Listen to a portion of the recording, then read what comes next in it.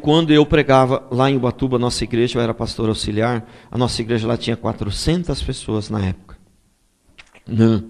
Eu não era o pastor principal, eu era o pastor auxiliar. E eu não sentia a metade, nem um terço da alegria que eu sinto aqui. Porque estar com os irmãos, ver os irmãos, conversar com os irmãos, me dá uma alegria tão grande, irmãos. Estava falando para a irmã ali que já estou experimentando um pouquinho do céu. Quando alguém diz que o céu é aqui, ele está totalmente errado. Totalmente errado. Mas que a gente, que é o cristão verdadeiro, que tem um mínimo de maturidade, ele já consegue experimentar um pouquinho do céu aqui, isso é verdadeiro. Isso é verdadeiro. Ele já consegue experimentar um pouquinho do céu. Porque o carinho e a alegria que eu tenho pelos irmãos, o respeito, o carinho que eu tenho pelos irmãos, a alegria de chegar aqui, ver os irmãos, entendeu? Não só os irmãos, a alegria de quando os meus filhos chegam em casa, meus netos chegam também, entendeu? Porque também são cristãos, né? Também ela é tão grande, irmãos, você entendeu? Que eu já consigo experimentar um pouquinho do céu. Porque no céu é isso que a gente vai ter, alegria da comunhão, de estar juntos. No céu não vai ter mais vai chegar uma pessoa e a chegada dela te entristece. Lá não vai ter isso, né? Então, e a alegria é muito grande.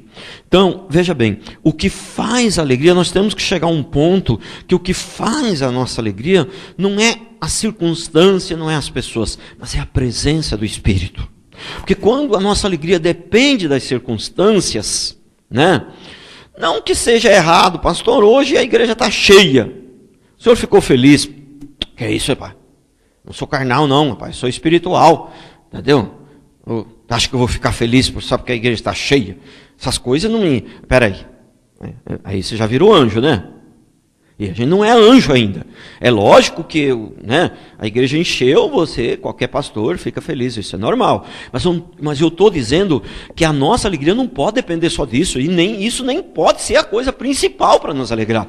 A coisa principal que deve nos alegrar é a presença de Deus. É o nosso nome está escrito nos céus.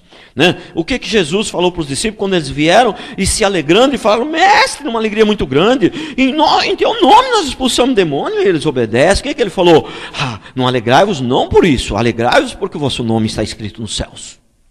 Né? Então esse é o nosso principal motivo para termos a alegria. Por isso que eu sou feliz. Por isso que nada vai roubar a minha alegria. Porque a minha alegria não depende das circunstâncias. E a palavra de hoje é eleição incondicional. O que significa eleição incondicional? Tem dois aspectos da eleição incondicional. Primeiro, que Deus não está exigindo de você nada. Não está exigindo de você nada. Segundo, incondicional, que você não tem a opção de dizer não.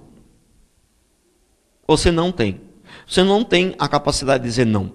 Porque é um chamado irresistível. Você não tem como resistir. Por que é um chamado irresistível? Que você não tem como desistir. Porque se Deus lhe desse a opção de desistir, todos desistiriam porque já foi feito isso uma vez. Né? O homem, ele nasceu, o homem não tem o livre-arbítrio, nós precisamos sempre lembrar disso, que os cristãos, eles entendem que o homem tem o livre-arbítrio, o homem não tem, ele nasceu com o livre-arbítrio, mas esse livre-arbítrio ele já perdeu.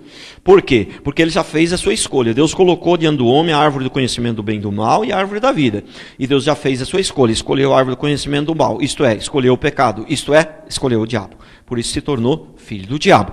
Entendeu? Então, o que acontece? Ele já fez a sua escolha. Ele tinha o livre-arbítrio, ele já fez a sua escolha.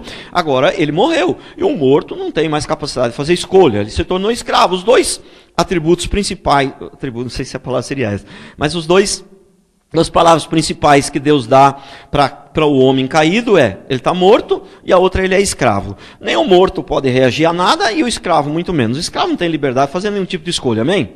Ele não tem nenhuma liberdade. Então, o homem, na verdade, já tinha feito a sua escolha antes. Né? Por exemplo, a Bíblia diz assim, muitos serão chamados e poucos escolhidos. Quem são esses muitos chamados? Se você for avaliar o contexto, depois eu vou explicar mais, mas só estou dando uma... Né? Eu não sei se vai ser ainda nessa de manhã, que talvez seja para a palavra da noite. Mas, porque a noite vai ser sequência dessa de manhã. E eu comecei essa palavra já na sexta. Então, o que acontece?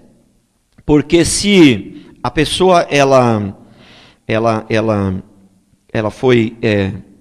se Deus der a opção dela desistir, todos vão desistir, porque eles já desistiram uma vez. Porque muitos serão chamados e poucos escolhidos. O que são esses muitos? Se a gente for avaliar lá no contexto, esses muitos, eu diria que ele pode também, é sinônimo de todos.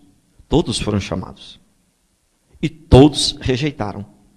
Aí então, depois desse primeiro chamado, e depois de todos terem rejeitados, Deus decidiu escolher uma parte. E aí essa eleição ela é incondicional. Aí você não tem mais a opção de rejeitar. Porque você já teve uma opção. E nessa opção que você tinha o livre-arbítrio, o homem ele já rejeitou. Né? Por que ele rejeitou? Porque o homem era inimigo de Deus, ele era filho do diabo, como é que ele vai aceitar Deus? Entendeu? Ele era inimigo de Deus, como é que ele vai aceitar Deus? Então Deus chamou de uma segunda vez, de uma maneira incondicional. Por isso muitos foram chamados, isto é, todos foram chamados, mas poucos escolhidos. Poucos escolhidos seriam os eleitos, escolhidos seriam os eleitos. Amém? Agora, se você tem dificuldade de crer que não perde a salvação e que o chamado foi incondicional, amém. Se você for salvo, você não vai perder a salvação por causa disso, porque realmente não perde salvação. Quem nasceu de novo não tem como você ser feito filho de Deus e depois deixar de ser feito filho de Deus. Não tem como. Você não vai perder a salvação, mas você vai ter dificuldade na sua vida cristã, por quê? Você vai estar buscando uma coisa errada, você tem uma compreensão errada e vai ter consequência na sua vida cristã. Você não vai conseguir voltar a ser a imagem e semelhança de Deus. Para quê? Por quê? Para você voltar a ser a imagem e semelhança de Deus, você precisa ter um entendimento correto da palavra. Porque você voltar a ser a imagem e semelhança de Deus, você vai ter que chegar a um ponto de servir a Deus somente por amor. E você só vai servir a Deus somente por amor se você tiver uma compreensão correta da palavra. Porque se tiver uma compreensão que você ainda precisa fazer alguma coisa para ser salvo e tal, você vai estar sempre querendo fazer alguma coisa para ser salvo. Você vai estar sempre servindo Ele para pegar algo em troca e nunca totalmente por amor. Né? Então você vai ter dificuldade nesse crescimento espiritual. Né? Então eu já ministrei esses dias aqui que Deus, a primeira etapa foi Deus, Ele nos elegeu. Nós fomos eleitos. E quando nós fomos eleitos, antes da fundação do mundo, o nome já foi escrito no livro da vida. Aquilo ali ainda não significava a salvação. Fomos eleitos para ser salvos. Alguém que é eleito, o prefeito, ele é eleito, mas ele não tomou posse ainda. Ele é só eleito. Ele ainda não é prefeito. Entendeu? Então nós fomos eleitos. A salvação veio no dia que você se arrependeu. Ali você, por isso que alguns textos da Bíblia falam, que dá a impressão que Deus fala para buscar a salvação. Mas Ele não está falando para crente, Ele está falando para a pessoa do mundo. Né? E as pessoas pegam como se fosse para crente. Né? Agora tem alguns textos que falam para os crentes buscar a salvação. Aí não está se referindo à salvação do inferno, aí está se referindo a outros tipos de salvação. Entendeu? Então, agora, o que acontece? Se você tem dificuldade de crer que a eleição é incondicional e a salvação ninguém perde, então, cuidado para você não perder a salvação. Né?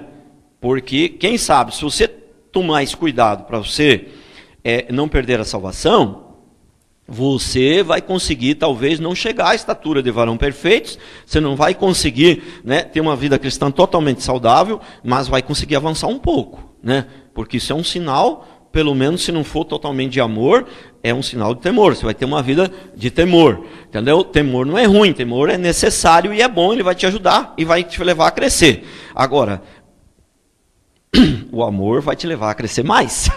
Amém? O amor vai te levar a crescer mais. Então, a eleição é incondicional. E eu queria falar então algumas... todos foram chamados e poucos escolhidos. Né? E todos foram chamados, a Bíblia diz muitos, eu entendo que aquilo ali pode ser traduzido também como todos. Né? Então, Deus escolheu o homem. Deus escolheu o homem. Mas nós também temos que escolher a Deus. Nós também temos que escolher a Deus. Pastor, como que você explica isso? Se Deus nos chamou incondicionalmente, Se Deus é soberano e é Ele que faz todas as coisas, como poder explicar que nós somos responsáveis pelos nossos atos? Como explicar? Né? Então aqui parece que a gente tem o quê? Parece que a gente tem um paradoxo aqui, um aparente, vamos dizer assim. Aqui tem um aparente paradoxo, né?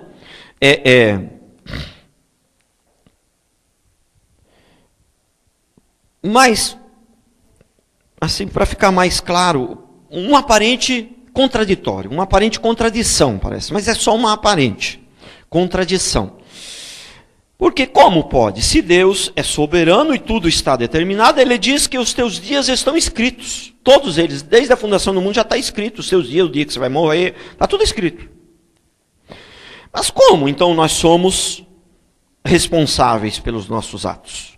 Se tudo está escrito. Então o que é que acontece? Presta bem atenção nisso. Como explicar a Trindade de Deus? Por quê? Nós sabemos que a Bíblia diz que Deus é um só. Alguém tem dúvida aqui que Deus é um só? Ninguém tem dúvida. Entre os cristãos da face da terra, ninguém tem dúvida que Deus é um só. Entendeu? Mas também ninguém tem dúvida de que o Pai é Deus, de que o Filho é Deus, e de que o Espírito Santo é Deus. Entendeu? Então, como explicar a Trindade de Deus? Deus é um só, mas ao mesmo tempo é três. Jesus é Deus, o Espírito Santo é Deus e o Pai é Deus. Como explicar isto? Então, você pode dizer para mim que você não tem como explicar, mas dizer que não está claro na Bíblia que Deus é um só e que também ao mesmo tempo Ele é três, você não pode. Pode? Pode, tá. Então, você pode dizer para mim que você não consegue entender como nós somos predestinados e ao mesmo tempo somos responsáveis pelos nossos atos. Você pode dizer que você não entende, mas dizer para mim que não está claro na Bíblia que nós somos predestinados e que ao mesmo tempo somos responsáveis pelos nossos atos, irmão, você não pode. Se você falar, você está sendo leviano. Entendeu? Nós somos predestinados, está bem claro na Bíblia. E também está bem claro na Bíblia que nós somos responsáveis pelos nossos atos e vamos marcar com as consequências. Isso está bem claro na Bíblia. Agora, como explicar isso? Então, isso é um aparente paradoxo. Isso é um aparente, né, contradição. Mas é só aparente. Um dia nós vamos entender isso. Como explicar que tem 1, 2, 3, 4, 5, 6, 7, 8, para resumir, tem 15, 16 lâmpadas aqui e formam uma só luz? Como explicar? Então, irmão, desiste. Tem coisas que não dá para explicar, são os mistérios de Deus, mas nós precisamos obedecer mesmo assim. Entendeu? Como explicar que Deus escolhe um e não escolhe o outro? Pastor, eu tenho dificuldade de entender como Deus pode escolher um e escolher o outro. E não escolher o outro, eu tenho dificuldade de entender. Como é que fica o amor de Deus? Bom, você pode dizer para mim que você tem dificuldade de entender. Agora, dizer que não está claro na Bíblia que Deus escolhe um e não escolhe o outro, você está sendo leviano se você falar isso. Entendeu? Você não estudou a Bíblia direito, você está sendo precipitado, porque isso está claro na Bíblia. Entendeu? Então, tem coisas que não dá para explicar. Entendeu? Não dá para explicar. Uma coisa que eu estou assim, eu estou estudando mais assim por cima, entendeu? Porque eu estou dando mais ênfase agora a essa questão dos 5 pontos do calvinismo. Grandes homens de Deus sempre existiu, né? Agostinho, por exemplo, que é Santo Agostinho, mais conhecido como Santo Agostinho, na igreja, que é um bispo da Igreja Católica, nascido na África. Ele nasceu acho que em 1354, morreu em 1430, né? Então ele já não é desse tempo da Reforma, ele é lá meio que quase que do começo. E ele era um bispo católico, Você entendeu? Mas era um grande homem de Deus. Aí você pergunta para mim, ele era um bispo católico e era um grande homem de Deus? Santo Agostinho? Então sempre existiu grandes homens de Deus. Só que, durante esse período das trevas, durante esse período medieval, os grandes homens de Deus, eles estavam dentro da Igreja Católica. A Igreja Católica em si já tinha se perdido, mas ainda tinha gente crente lá dentro. Por quê? Eles não tinham para onde ir. Mas hoje, grandes homens de Deus dentro da Igreja Católica, você está cheio de igreja evangélica por aí? Aí me poupe, né? Você entendeu? Então, uma coisa é uma coisa, outra coisa é outra coisa. Uma coisa é um comportamento numa época, outra coisa é ter aquele mesmo comportamento noutra época. Então, esse Santo Agostinho, ele pode-se dizer que já era alguém que estava tentando reformar. Ele já era um reformador, entendeu? Ele já era um que lutava contra as heresias dentro da Igreja Católica. E homens de Deus que lutaram contra as heresias dentro da Igreja Católica, teve durante esses 1000 anos todos, a Idade Medieval. Teve durante esses 1000 anos todos gente que lutava contra as heresias da Igreja Católica. Só que não tiveram esse destaque que teve Martinho Lutero. Né? John Hus, por exemplo, ele era do ano, eu não me lembro a data que ele nasceu e que ele morreu, mas ele veio em torno de 100, acho 130 anos mais ou menos antes de Lutero. E ele era um homem que lutava contra as heresias, contra as indulgências, aquelas coisas, e ele foi morto em praça pública e queimado aos pouquinhos, para poder falar para o povo, olha, se vocês fizerem falar as besteiras que ele fala, vocês vão ser queimados também daquele jeito. Entendeu? Então, homens de Deus sempre existiu. Agora, instituídos como igreja, uma igreja séria, aí não teve, porque aí não tinha, só tinha a Igreja Católica. Porque a Igreja Católica era a igreja do governo, era a igreja do império, era a igreja oficial, e quem não fosse católico eles matavam.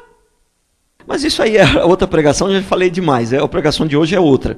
Mas eu estou estudando isso aí, quando eu terminar os 5 pontos do calvinismo, eu vou entrar nisso daí. Você entendeu? Eu vou entrar nisso daí. E aí vem aquela história, né, que tem gente que acha que pode ir trabalhar de pedreiro depois e vir ser pastor, né? Como é que você vai estudar essas coisas?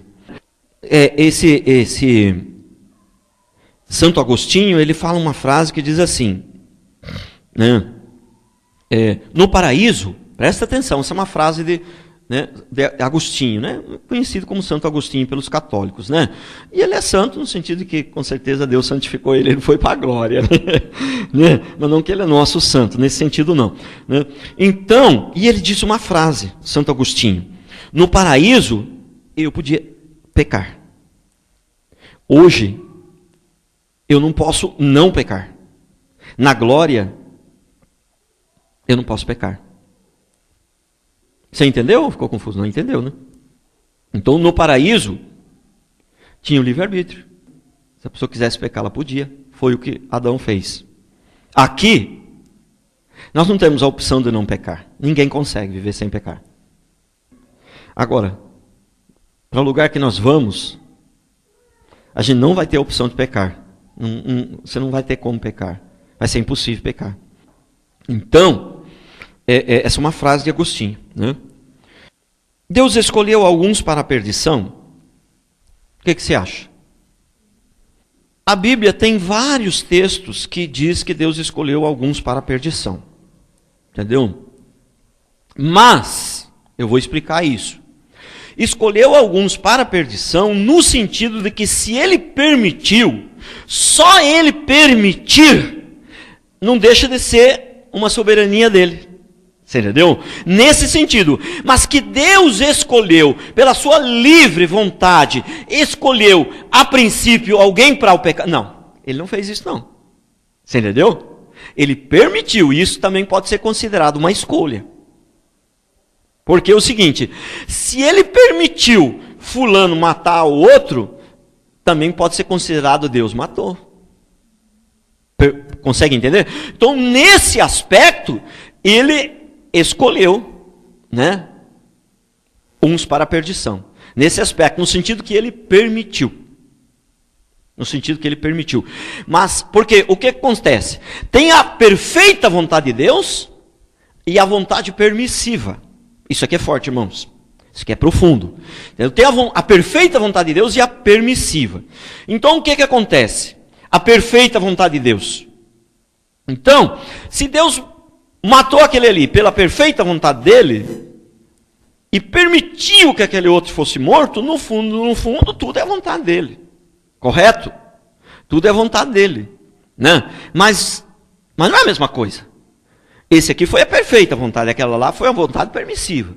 Ele permitiu, mas a princípio não era a vontade dele. Então, a princípio não era a vontade dele. Por isso que a Bíblia diz em alguns lugares que a vontade de Deus é que todos sejam salvos. E quem não tem uma compreensão correta, então, da Bíblia, ele tem dificuldade de acreditar na predestinação. Mas se eu não acreditar na predestinação, eu não vou acreditar que Deus é soberano. Se eu não vou acreditar que Deus é soberano, eu não acredito mais na eleição pela graça, na morte de Jesus na cruz. Então, a morte de Jesus foi em vão. Fica uma coisa difícil. Entendeu? Então, nós temos que entender isso. O que é a vontade, perfeita vontade de Deus e a vontade permissiva. Por isso que a Bíblia parece que há sempre um aparente contraditório ali. Há sempre uma aparente contradição. Por quê? As pessoas não entendem, não conseguem separar às vezes a perfeita vontade de Deus e a vontade permissiva. Entendeu? Então, a perfeita vontade de Deus é que ninguém fosse para o inferno. A perfeita vontade de Deus era que todos fossem salvos. Entendeu? A princípio a vontade de Deus era essa. Essa é a perfeita vontade de Deus. Mas como Deus deu livre-arbítrio para eles, e a vontade de Deus era que todos escolhessem a Deus, mas ninguém escolheu, entendeu? Então agora, ele tem que permitir, ele tem que salvar uma parte, entendeu? Ele tem que escolher uma parte e permitir. Não é nem mandar a outra parte para o inferno. Ele tem que permitir aquela outra parte ir para o inferno. Sabe por quê? Porque tem duas palavras que são inseparáveis. Inseparáveis totalmente. Entendeu? A Bíblia diz que a graça e a verdade se encontraram. Entendeu? E a graça e a verdade. Então a graça, vamos dizer, é o amor de Deus. Então, Deus, ele tem que manifestar o seu amor, mas ele também tem que manifestar a sua justiça. Ele não tem como ele manifestar somente a justiça e não manifestar o amor. Mas Deus também não tem como manifestar o amor sem manifestar a sua justiça. Então, quando ele escolhe a metade, eu não sei se é a metade, né? Aí a gente não tem a porcentagem. Mas quando ele escolhe um para ser salvo e permite os outros ir para o inferno, então ele manifestou o seu amor e ao mesmo tempo manifestou a sua justiça. Você entendeu? Por quê? Porque se ele manifestar só o seu amor, o céu vai virar bagunça. Porque lá no céu, quando ele disser não faça isso, né? Isso está errado, como é que vão obedecer? Não vão obedecer. Mas ele já falou uma vez que né, se pecasse tinha que morrer, agora ninguém vai morrer. Entendeu? Então Deus, ele vai manifestar sempre o seu amor, mas ele também sempre vai manifestar a sua justiça. Ele nunca vai manifestar somente o amor. E ele também nunca vai manifestar somente a justiça. Por isso Deus é um Deus de graça e de misericórdia.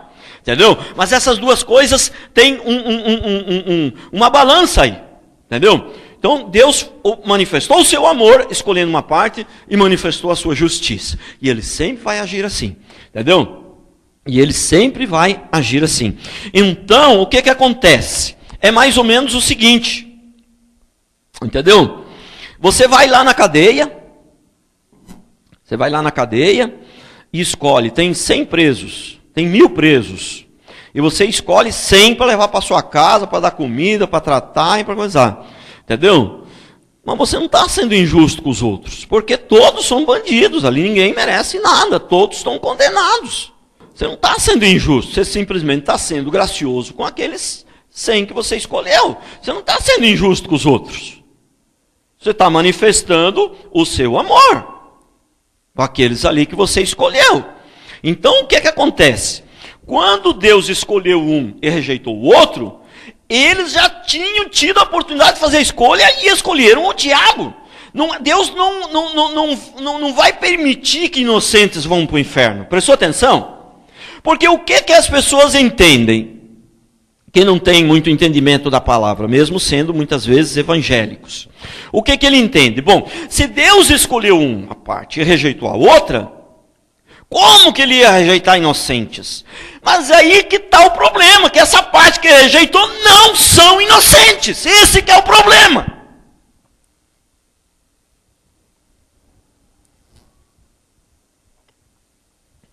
Então, mas ainda assim, dito isto, depois de toda essa explicação, que dá para trazer uma compreensão bastante clara se o Espírito iluminou seu coração. Ainda assim, depois de dito tudo isto, ainda assim, eu concordo com você, que é um pouquinho difícil de compreender, né? Por que Deus escolheu esses e aqueles não?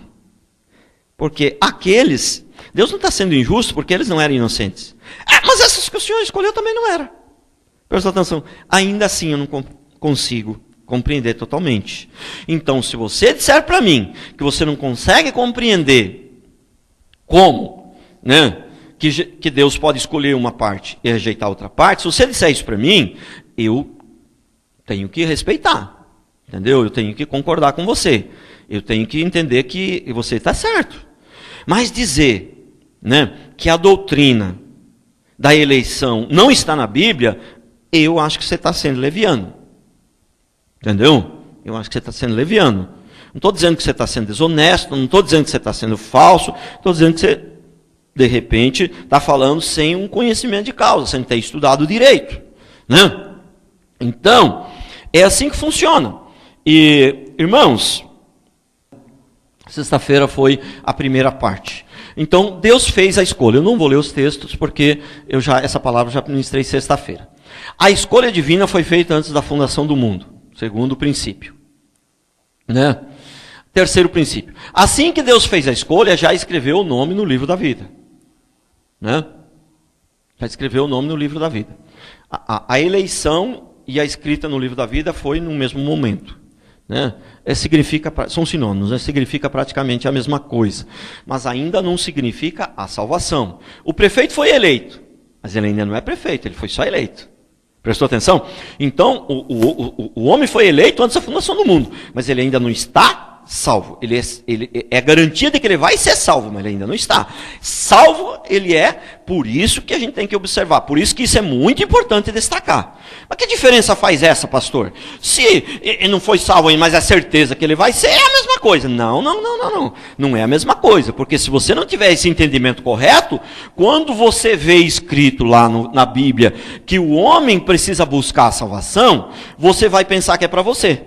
Você entendeu? Mas quando eu tenho esse entendimento correto, eu vou e observo que aquilo ali não é para o crente. Aquilo ali é para quem não foi crente ainda. Você entendeu? Então você é escolhido, você foi eleito, mas você não foi salvo ainda. Aí você tem que buscar. Por quê? Por quê? Simples fato de que o homem é responsável pelos seus atos. Prestou atenção? Entendeu? Então ele tem que buscar. Agora, a partir do momento que você converteu, você não tem mais que buscar salvação, pelo amor de Deus. Aí você tem que buscar salvação de outras coisas, do inferno. Não, vou passar minha vida inteira buscando salvação do inferno. Entendeu? Eu não posso ficar me arrependendo da mesma coisa a vida inteira. Entendeu? Então eu me arrependi do passado, Deus esqueceu, e eu estou salvo. Pronto, acabou. Agora eu tenho que continuar me arrependendo, vivendo uma vida de arrependimento, porque eu vou viver uma vida que eu vou continuar pecando. Você entendeu? Então, se eu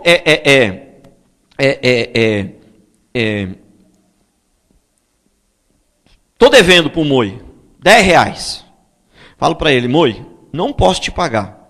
Você me perdoa? Pastor, te perdoo. Está perdoado, esquece. Bom, eu tenho que ficar todo dia pedindo perdão para ele me perdoar os R$10? Não. Agora, se no outro dia eu, chuto a canela dele, aí eu tenho que pedir perdão de novo. Mas agora não é mais pelos R$10. Aquele problema já estava resolvido, agora eu tenho que pedir perdão para ele, porque eu chutei a canela. Prestou atenção? Eu não posso ficar perdendo perdão a vida inteira pela mesma coisa. Isso não é cristianismo. Porque se Deus me perdoou, eu tenho que esquecer e pronto. É uma vez só. Entendeu? Então, o que acontece? Então, primeiro, Deus escreve, Deus elege e escreve o nome. Depois, no dia que você se arrepende, recebe o Espírito Santo, vem o Espírito Santo, você recebe a fé, que é um dom de Deus, se arrepende, se torna filho de Deus, se torna um cristão. Aí vem a transformação. E de quem é essa obra da salvação? É de Deus. É Deus que fez. E essa transformação de quem é? de Deus também, é Ele que fez. E lá no final, o que vem? Que Ele também vai fazer a glorificação. Transformar o nosso corpo num corpo de glória. Tudo é Ele. Nós somos só instrumento, a obra toda é dele. Essa parte é difícil de entender, eu concordo, eu também tenho dificuldade de entender como se a obra é toda dele. Se tudo é ele que faz, como eu sou responsável pelos meus atos. Mas a Bíblia é bem clara que eu sou responsável, então eu sou responsável. A Bíblia diz que os 24 anciãos receberam as suas coroas, porque a Bíblia diz que muitos vão reinar e vão receber uma coroa. Eles receberam as suas coroas e o que diz a palavra? Isso aí é uma visão profética de João, porque isso aí na prática não aconteceu ainda, mas é uma visão profética de João. Então eles receberam as suas coroas e os 24 se prostraram diante de Deus e entregaram as coroas, falando, não somos dignos, porque essa obra é sua, ela não é nossa. Prestou atenção? Entendeu? Então não adianta, irmãos. Nós não somos dignos de nada, nós não somos zero à esquerda, mas Deus escolheu esse zero à esquerda e decidiu fazer de nós pessoas importantes. Então agora eu vou amar esse Deus tão maravilhoso. E eu vou seguir esse Deus por amor. Entendeu? Por amor. Entendeu? Então, então tem que separar essas etapas. Porque se eu não separar essas etapas, eu vou ter um entendimento errado da palavra. Entendeu? Então, não vou ler não, que essa aí é a palavra que eu já ministrei sexta. Vamos passar para outra. A eleição não é a salvação, mas é para a salvação, já expliquei, certo? Ela não é a salvação. Se for eleito, você ainda não está salvo, mas é para a salvação. Então, 5. A escolha divina não foi feita baseada em qualquer mérito previsto. Eu li vários versículos, vários textos que comprovam isso. Ela não é porque muitos acham, não, Deus é soberano. Ele sabe todas as coisas. E ele escolheu o fulano porque ele sabia que o cara ia ser bom. Mas peraí, você sabia que o cara ia ser bom? Então a salvação foi por merecimento. Não existe isso, isso é ridículo. Você entendeu? Então isso foi por merecimento. E a Bíblia é bem clara, ninguém merece nada. A salvação é pela morte de Jesus, ela é toda obra divina. Totalmente obra divina. Sexto, as obras são resultado e não a base para a predestinação ou para a salvação. As obras são o resultado e não a base para a salvação. Então, eu não tenho que ter obras. Tem vários textos ali, eu já preguei sexta-feira. Então, as obras, eu não tenho que ter obras para ser salvo, mas porque eu fui salvo, automaticamente vai vir as obras. A Bíblia diz o seguinte, que você não conhece o fruto pela árvore, mas a Bíblia diz que você conhece a árvore pelo fruto. Então, se a pessoa não tem boas obras, é porque ela não nasceu de novo. Se você vai lá e tira o fruto, e você vê que o fruto é pêssego, o pé não é um pé de manga. Não pode ser um pé de manga, porque o fruto era pêssego, meu Deus. Entendeu? Então, pelo fruto que se conhece a árvore. Então, não tem esse negócio, não existe esse negócio. Agora, aí eu estou falando de frutos do Espírito, porque muitas vezes eu falo que a obra não vale de nada, mas aí eu estou me referindo a quem não é crente. Aí são obras aparentemente boas, muitas vezes, mas são obras da carne. A pessoa pode estar cuidando de criancinha lá, dando a vida, arriscando a vida, mas ela está fazendo aquilo ali por orgulho, ou porque ela quer ser salva pela sua força, ou porque ela acha que ela é melhor que o outro. Então são obras aparentemente boas, mas são obras da carne. Esse tipo de obra não vale nada, entendeu? Mas as obras do Espírito fazem diferença, sim, entendeu? As obras do Espírito fazem muita diferença, Eu estou terminando, irmãos, e não deu nem tempo, porque a palavra veio até aí, Agora eu vou começar no 7. Então, vou ler o 7. A escolha divina não foi feita baseada em uma fé prevista por Deus. Eu teve fé, então por isso eu fui salvo. Quer dizer, eu era bom. Então, primeiro, tem uma experiência aí que ela acontece junto. Arrependei-vos e seis salvos, Então, por que vem a palavra arrependei-vos primeiro? Porque, a lei da física, não cabe duas pessoas no mesmo lugar. O moito está sentado ali, não tem como sentar mais um naquela cadeira. É a lei da física. Não dá para botar as duas palavras juntos. Mas, é uma coisa que acontece ao mesmo tempo. O dom da fé, o arrependimento, aliás, são 3 coisas. O dom da fé, o arrependimento e a salvação é tudo ao mesmo tempo. Porque não tem como você ter fé primeiro de ser salvo, primeiro de receber o Espírito. Porque a obra é toda do Espírito. A obra é toda do Espírito. Então, como é que eu me arrependo?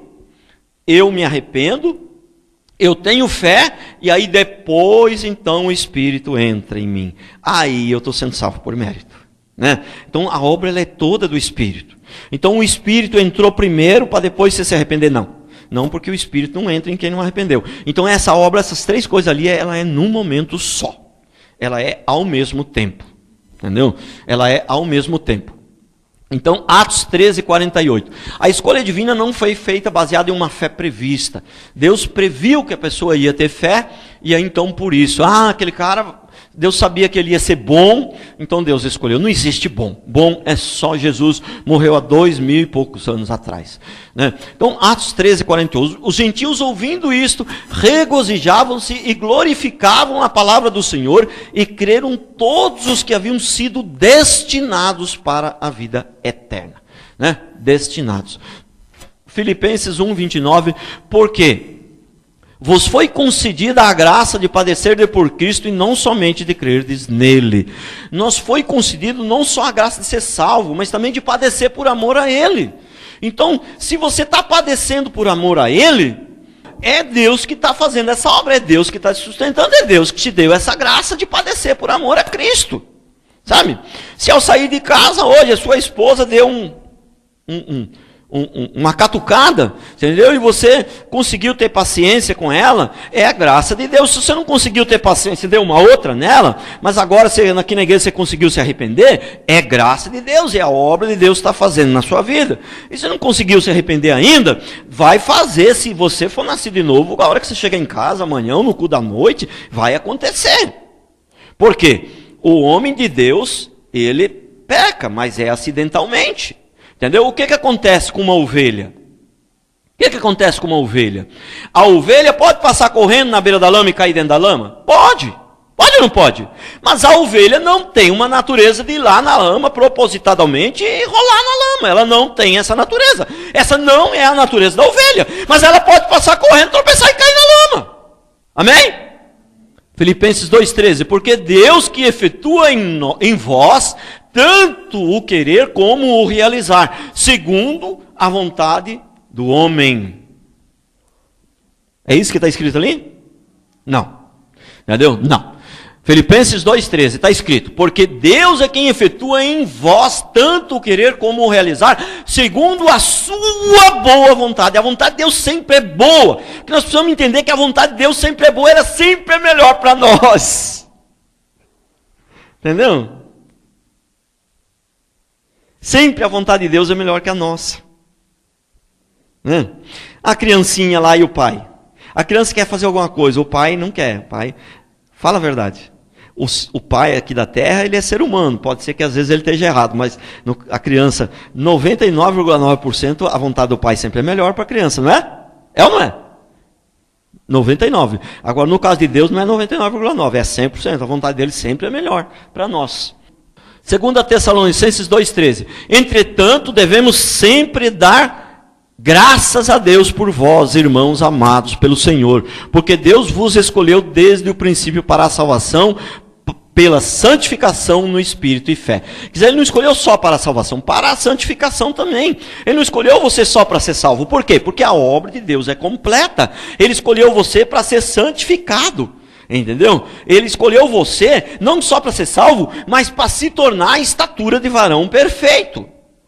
Confirmamos nossa eleição através da fé e das obras. Então, as obras é aquilo que eu falei, pelo fruto se conhece a árvore. Então, nós confirmamos a nossa eleição através da obra. Tiago 17,9. Assim também a fé, se não tiver obras, por si só está morta. Mas alguém dirá: tu tens a fé e eu tenho as obras. Mostra-me essa tua fé sem as obras, e eu com as obras te mostrarei a minha fé. Prestou atenção? As obras confirmam quem nós somos. Prestou atenção? Elas confirmam quem nós somos. Crês tu que Deus é um só? Fazes bem. Até os demônios creem. Entendeu? Então, crer é uma coisa, crer e obedecer é outra. Aquela pessoa que creu sem obedecer, ela não está salva. Mas é a obediência que salva? Não. Não. Nós não somos salvos pela obediência, mas nós somos salvos para a obediência. Tiago 2:22. Vês como a fé opera juntamente com as suas obras? Com efeito, foi pelas obras que a fé se consumou. Foi pelas obras que a fé se consumou. Foi pelas obras que eu tive a certeza de que você é salvo. Eu tive, não, estou falando assim, foi pelas obras que a gente, certeza só tem a Deus, mas a gente mais ou menos sabe. Fala, não, as obras desse aqui é as obras de alguém que é salvo. Embora em alguns casos a gente pode se enganar, porque as obras dele podem ser meio aparente, pode ser meio exterior, né? Mas alguém bem experiente é meio difícil se enganar, mas se você é um crente e não é tão experiente, você pode achar que as obras da pessoa é maravilhosa, mas às vezes são obras só exterior, e aí você pode se enganar, mas Deus não se engana não. Então olha aí. 1 Timóteo 2, de 1 a 4. Tu, pois, filho meu, fortifica-se na graça que está em Cristo Jesus. E o que de minha parte ouviste, através de muitas testemunhas, isso mesmo transmite a homens fiéis e também idôneos para instruir a outros. Participa dos meus sofrimentos, como também soldado de Cristo. Nenhum soldado em serviço se envolve em negócios desta vida, porque o seu objetivo é satisfazer aquele que... Até aí tá bom, né? Amém. Glória a Deus.